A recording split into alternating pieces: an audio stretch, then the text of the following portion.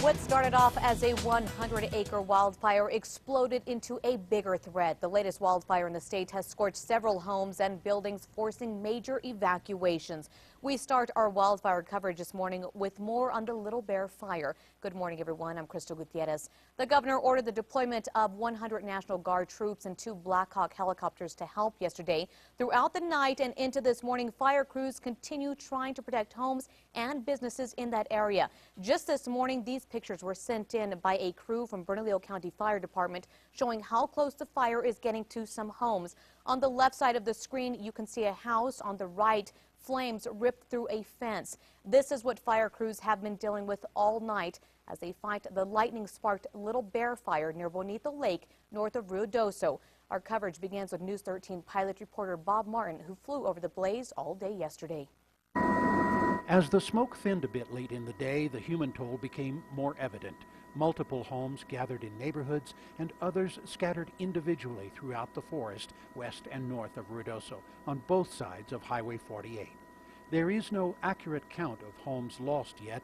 The fire is moving too fast to count them all. Crews have been focused on aiding in the evacuations and trying to save what they can.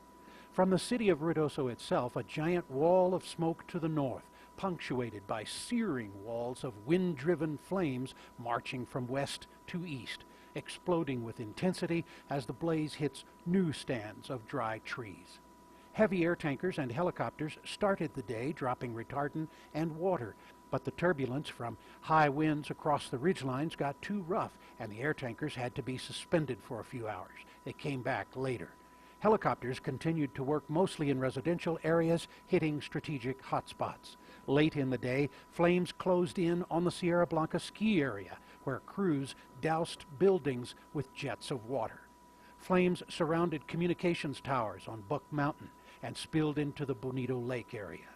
Even at Capitan to the north, smoke caused problems as the fire advanced to just a few miles south of the community.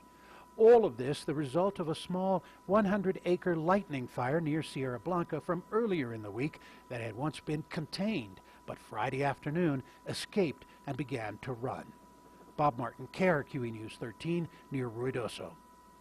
And for some, that video is very hard to watch. The fire started on Monday, and it was contained until Friday. That's when the winds did pick up, making it go beyond containment lines. Yeah, from 100 to 4,000 acres, 10,000. Actually, we just got a call into the newsroom. The new acreage is at 26,000 acres. So we were dealing with 10,000. Better mapping, 26,000 acres. It is moving fast. Yeah, I'm going to get more information coming up here right after the forecast. But let's get right into what we can expect weather-wise. Definitely some smoke in and around the fire, and if you live in places like Roswell and even as far northeast as Portales, you could be dealing with this smoke as well as it's drifting to the east. So something we do have to keep in mind if you have any health problems. Please be careful out there and try to avoid this smoke, but it may be hard in some locations. Red flag warnings are up for in areas in and around the fire in the southeast.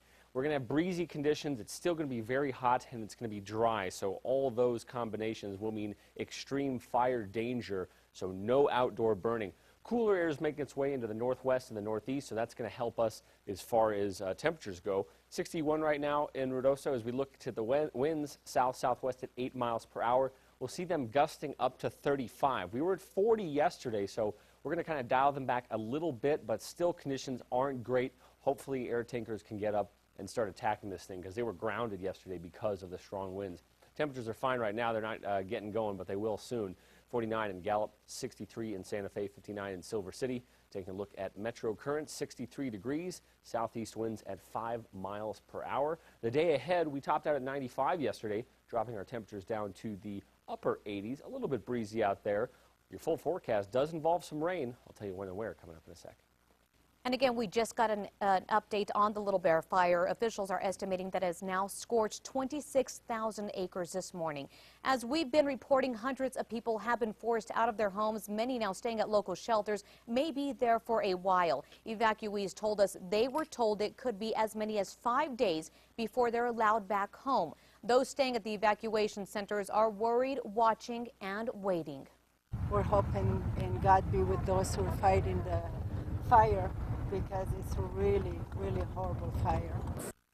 We're told the smoke is thick in the Ruidoso area, so be advised if you have health problems. There are also a number of highways, roads, and picnic areas closed because of the fire. We have those listed for you on our website, KRQE.com. And as we mentioned, firefighters from the metro area are there this morning to help out. The Bernalillo County Fire Department sent an engine unit and 3 firefighters to the Little Bear fire yesterday morning. AFD sent a brush truck and 4 firefighters to the Ruidoso area as well. Both departments say more firefighters are on standby if needed. The Red Cross also called in to help out. They decided to send volunteers to the fire zone to set up additional shelters. We're accessing our partnership with the Southern Baptist to provide food, and we'll be doing feeding for any people who need it during this period of time. And then we'll wait and see what damage assessment tells us about what long-term needs there are. And for the very latest on the Little Bear fire, stay with KRQE News 13. Our coverage continues tonight with live reports on News 13 at 5:30 and 10 with Tim Maestas. You can also get updates on our website, KRQE.com.